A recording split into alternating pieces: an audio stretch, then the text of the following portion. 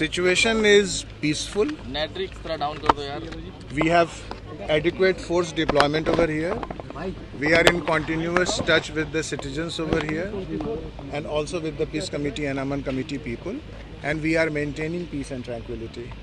So we are on top of the situation and we want this peace to continue, and we are keeping a very close watch on anyone, any kind of either miscreants or any kind of odd activity which Mr. Pathak, the name of PFI is coming into this entire investigation. Home Ministry, what is all about in that particular report that has been given to Home Ministry? No, you see, there are certain matters of either investigation or report. It is not appropriate to reveal that.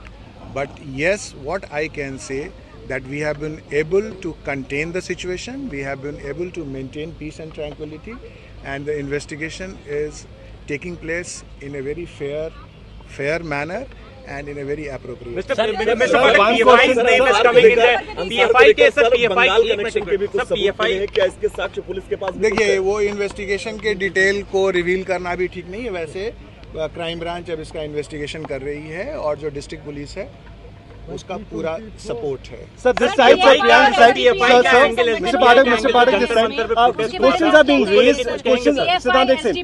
Sir, questions are being raised. देखिए, ये investigation का विषय है. ये तो आगे investigation में चीजें सामने आएंगी, तभी उस पर कोई कमेंट या वो डिटेल बतलाया जा सकता है.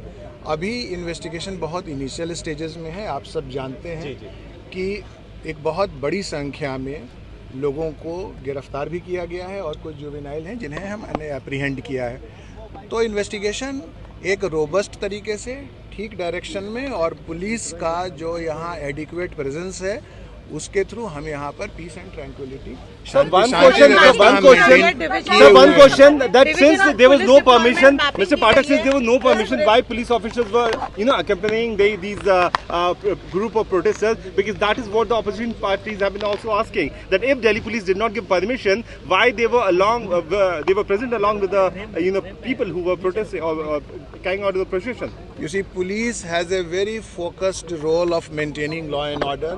If any situation erupts, if any kind of congregation is there, and if the situation is sensitive, then we have to see to it that situation doesn't worsen, and that is the reason adequate policemen were there to cover, and the Delhi police were successful in containing the situation in minimum possible time with almost no injury to the citizens. Sir, अब तक investigation में क्या है कि गोलियां किधर कितनी चली थी और कितनी कितने राउंड फायर हुआ था? देखिए, ये सब इन्वेस्टिगेशन का विषय है, लेकिन हाँ, जो बात आप कह रहे हैं कि जहाँ कहीं भी पिस्टल या तलवार दिखने की बात आई है, सारे लोग अरेस्ट हुए हैं, सभी लोग अरेस्ट हुए हैं. वेपन ऑफ ऑफेंसेस जो हैं वो रिकवर हुआ है. इन्वेस्टिगेशन चल रहा है. हम लोगों ने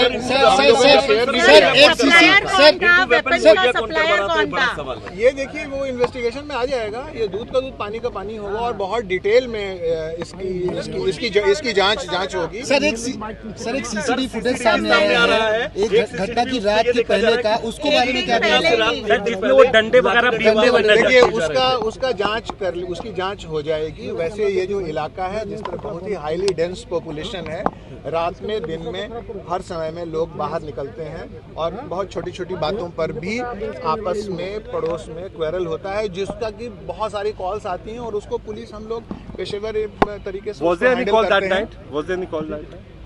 अब ये जांच का विषय है. इसको ऐसा बता रहे हैं कि अंसार को कॉल आई थी. Let us not go on figment of imagination. और आप सबों से भी मेरी विनती होगी कि किसी तरह के जो छोटे मोटे और बहुत तरह की जो अफवाहें हैं इस पर न जाएं.